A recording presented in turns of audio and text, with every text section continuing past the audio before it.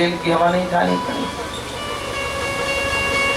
इसलिए परमात्मा सर्वसमर्थ है, उनकी हर लीला नकल करने लायक नहीं। अगर इसमें कोई होंगे तो बुरा मत मानना। मैंने देखा है कि जो गांजा पीने वाले गजेड़ी होते हैं, जो गांजा पीते हैं ना गांजा, तो गांजा पीते हैं तो चिलम जब चढ़ाएंगे तो कहेंगे बम बम। तो बम बम क्यों करते हो? कहते शंकर जी को भोग लगाते। भैया पूरा शिव पुराण देख लो, अनेक पुराणों को देख लो, कहीं भी ऐसा वर्णन नहीं आता है कि शंकर जी गांजा पीते हैं। शंकर जी कभी भी भांग भले चढ़ जाए है ना, लेकिन गांजा नहीं पीते, कहीं भी ऐसा नहीं। और मान लो, लेकिन भगवान शंकर तो सामर्थ्यशाली है। वे सांप बिच्छू को भी लटकाए हैं। चाहे आप अपने हाथ में ले लोगे सांप बिच्छू। भगवान शंकर तो हलाहल जहर भी पी लिए। सुन करके देख लो, पता नहीं चलेगा। तो कभी भी सामर्थ्यशाली का नकल नहीं करना चाहिए। ईश्वराणाम वचन सत्यम तथैव आचरितम क्वचित। ये जो भगवान की रास की 5 अध्याय हैं, रास पंचाध्यायी, इनको कोई अगर पढ़ता है, सुनता है, श्रद्धा के साथ वर्णन करता है, तो उसको प्रेमा भक्ति की प्राप्ति, उसको भगवान की प्रेमा भक्ति मिले और हृदय के सारे रोग समाप्त हो जाते हैं। बोलिए भक्तवत्सल भगवान की। और यहाँ तक तो हमने ठाठ से कथा कही। अब यहाँ से गति को बढ़ाएंगे, क्योंकि आज भगवान का विवाह होना है। समय कितना हुआ हो? चलो 1 घंटे में हम पहुँच जाएंगे। इसके बाद उधर तो विवाह होगा, तो आज तो देर होगी भगवान के विवाह में। संसार के विवाह में देर होता है, तो फिर भगवान का विवाह है? वहाँ तो रात भर लोग जगते रहते हैं। यहाँ थोड़े देर 9-10 बजे ही जगना है, तो कान पर ठाकुर जी का विवाह है। देखो, वर्ष में एक कथा सुनकर के केवल मनोरंजन मत करना, अपने जीवन में उतारो, तब तो कथा सुनने का फल है। वर्ष में कहीं न कहीं हर व्यक्ति को अगर भगवान ने सामर्थ्य दिया है तो तीर्थ यात्रा करनी चाहिए। जैसे इस वर्ष कुंभ का अवसर था, है ना, तो सब लोग गए। इस गांव से भी मुरारी जी के परिवार के नाते रिश्तेदार, मास्टर साहब आए हैं, लोग सब लोग तीर्थ में रहे, तीर्थराज प्रयाग में। तो मान लीजिए कुंभ में गए, वैसे भी वर्ष में एक बार कहीं न कहीं अगर भगवान ने सामर्थ्य दिया है तो तीर्थ यात्रा करनी चाहिए। नंद बाबा समस्त गोपों को लेकर के तीर्थ यात्रा में अंबिका बन गए, पशुपतिनाथ का दर्शन करके। बाबा नंद सबको लेकर के गए। तो देखो, तीर्थ में जावे ना तो नल में ना नहावे, वहां की पवित्र नदी में नहावे।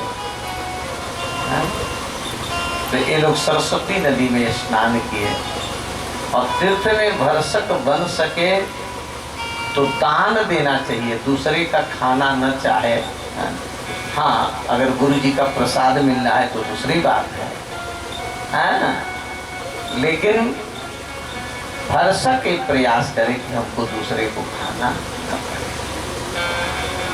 दान दे। बाबानंद गावो हिरण्यम बासांसी। बाबानंद गायों को दान किए हैं, सोने को दान किए हैं, वस्त्रों को दान किए, खूब भंडारा किए। और सभी संतों, साधु, महात्मा, ब्राह्मणों को भंडारा करने के बाद बाबानंद गोपों के साथ भोजन किए। सभी गोप भी बैठे, बाबा भी बैठे। अब भोजन करके अंबिका वन में ही लोग सो गए। न जाने कहां से घूमते हुए एक बहुत बड़ा अजगर आ गया, बड़ा विशाल अजगर आया। देखो कभी कभी अच्छा कार्य करने पर भी जीवन में संकट आ जाता है, तो ये मत समझना कि हम एक कर रहे हैं इसलिए। हो सकता है कि अच्छा कार्य में जो संकट आया वो कम आया, अगर ना अच्छा कार्य करते तो ज्यादा आता है, तो संकट आ जाता है। बाबानंद को अजगर निगले में लगा, बाबानंद चिल्लाए, सब गोप उठ करके उसको जलती हुई लुबाठी से मारने लगे, लेकिन नहीं छोड़ा। अंत में भगवान को पुकारे तो ठाकुर जी उठ करके अपना चरण छुआ दिए, तो ठाकुर जी के चरण लगते ही वो अजगर योनि से मुक्त हो गया। उसने कहा कि हम विद्याधर कश्चित सुदर्शनम इति श्रुतः, सुदर्शन इति श्रुतः, मैं विद्याधर हूँ और मेरा नाम सुदर्शन है, और मैंने एक बार संत की हंसी उड़ा दी थी, इसलिए है ना हमको अजगर बनना पड़ा, और आज आपकी कृपा से आपका उद्धार, हमारा उद्धार हुआ, आपने करुणा करी। भगवान ने शंख चारुण नामक यक्ष का भी वध करके उसके सिर में जन्मजात मणि थी, उस मणि को निकाल करके उन्होंने बलराम जी को दे दिया। यहाँ पर जुगल गीत का व्योमासुर के वध का वर्णन है। एक बड़ा भयानक असुर था, कंस ने भेजा, उसका नाम था अरिष्टासुर वृषभासुर। कंस के भेजने पर आया और ब्रज क्षेत्र में वह आफत मचा देता था। इतना कस करके वो अरिष्टासुर गर्जना करता था, उसकी गर्जना को सुनकर के गायों का गर्भपात हो जाता, अपने सींग से ब्रजवासियों के मकान को पलट देता था, अपनी पूंछ आकाश में फेंक देता था, बड़ा संकट देने लगा। अंत में ब्रजवासियों ने जब भगवान को पुकारा है तो भगवान कहते माँ भैष्टि मत डरो, और ठाकुर जी आए और ताल ठोके, और ताल ठोके सखे के गले में हाथ डाल करके भगवान खड़े हो गए। अब ये वृषभासुर बहुत नाराज होकर के सींग लेकर के भगवान की तरफ दौड़ा, तो भगवान सींग पकड़ करके मारे धक्का, तो अरिष्टासुर 18 पग पीछे चला गया और पसीना पसीना होकर के सारे शरीर में पसीना आ गया। तमा पतंतम सनिगृह श्रृंगयो, फिर सींग लेकर के दौड़ा और भगवान इसके सींग को पकड़ करके ऐसा धुरिया पाट मारे, गीले कपड़े जैसे निचोड़ करके फेंक दिए, और अरिष्टासुर मरा, देवता लोग फूल बरसाए, जय जयकार किए। बोलो भक्तवत्सल भगवान की। अरिष्टासुर के मरने के बाद अरिष्टे निहते दैत्ये कृष्णेन अद्भुत कर्मणा कंसा यथाह भगवान नारदो देव दर्शन। नारद जी महाराज मथुरा पहुंच गए और कंस से कहे कि कंस, एक बात मैं तुमको बहुत दिनों से बताना चाहता हूँ, लेकिन तुम्हारा स्वभाव जान करके बता नहीं पाया, अगर मेरे अनुसार चलो तो मैं बता दूं। कंस ने कहा महाराज बताओ। तो नारद जी ने कहा कि जसोदाया सुताम कन्याम देवक्याः कृष्णमेव च रामं च रोहिणी पुत्रं वसुदेवेन च विभ्यता न्यस्तौ समित्रे नंदेवै आभ्याम ते पुरुषाहता निशम्यते भोजपति गोपात प्रचते। नारद जी ने कहा कि जो तुम्हारे हाथ से कन्या आकाश में उड़ गई थी वो तो जसोदा की बेटी थी, और जो कृष्ण है ये देवकी के पुत्र हैं, और जो बलराम है वो रोहिणी के बेटा है, और तुम्हारे बहन बहनोई तुमको धोखा दे करके कृष्ण बलराम जी को गोकुल भेज दिए। अब तो कंस बड़ा नाराज हुआ और तलवार लेकर के दौड़ा कि मैं अपने बहन बहनोई को मार डालूंगा। नारद जी कहे इसीलिए तो मैं तुमको बता नहीं रहा था, यही तो तुम मूर्खता करते। अरे तुम्हारे बहन बहनोई तुमको धोखा दिए तो एक बार मार दोगे तो मर जाएंगे, ऐसे को सता सता के मारना चाहिए। कैसे सता सता कहे उनके लड़कों को बुलाओ और उन्हीं के सामने माँ बाप के सामने लड़के मर जाएंगे तो अपने बाप रो रो करके मर जाएगा। और नारद जी जानते जब भगवान को बुलाएगा तो स्वयं मर जाएगा।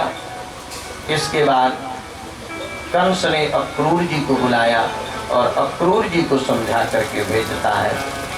श्री अक्रूर जी महाराज सवेरे से मथुरा चलने के लिए तैयार हुए। इधर कंस ने केसी को भेजा और श्री नारद जी महाराज भगवान से आकर के सब बात बताए कि मैं आपका भंडा फोड़ करके आया हूँ।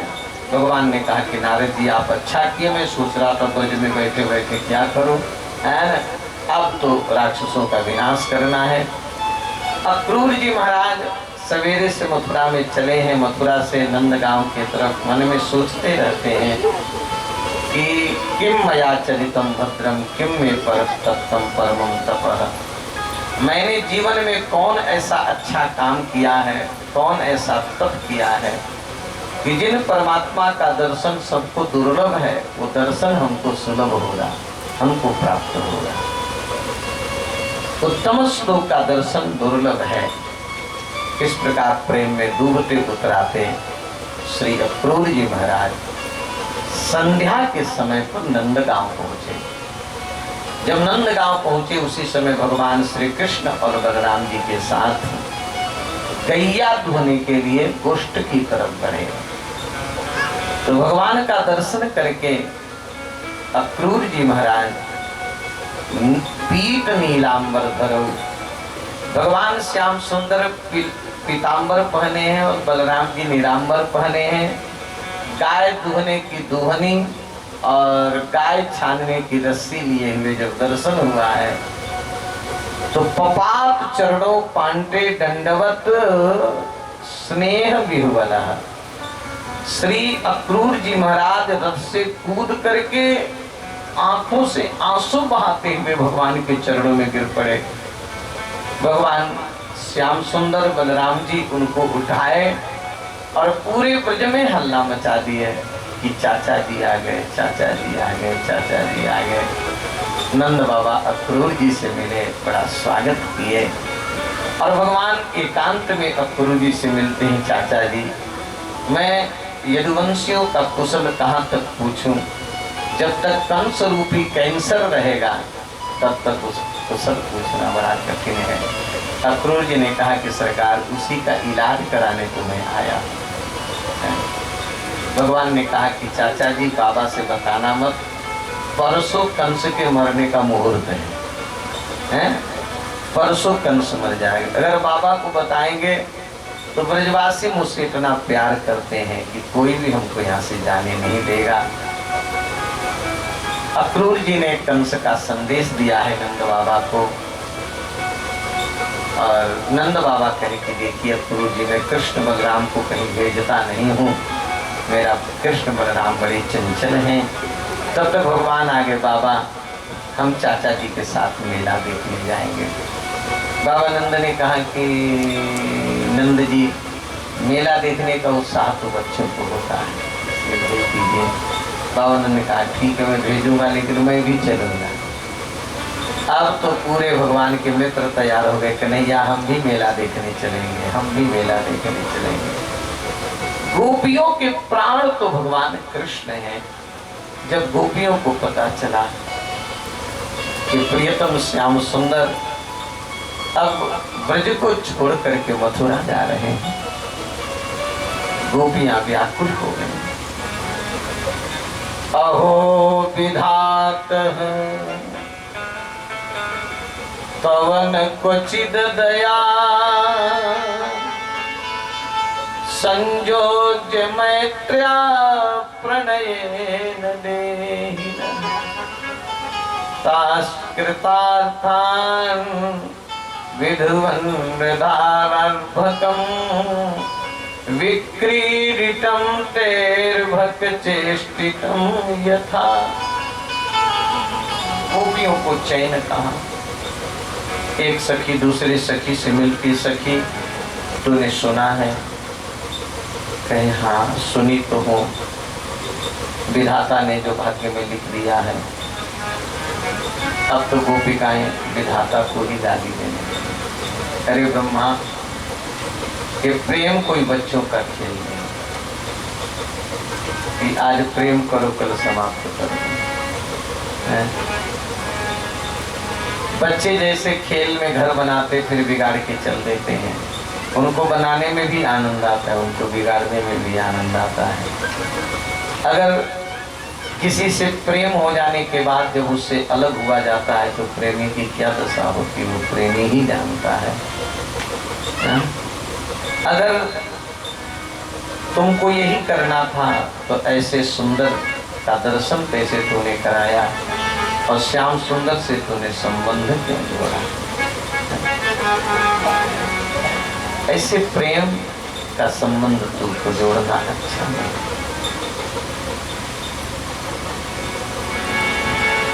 होना जा रे श्याम अब तू ना जा मत बहला ओ बातों में, मत बहला ओ बातों में। होना जा रे श्याम अब तू ना जा मत बहला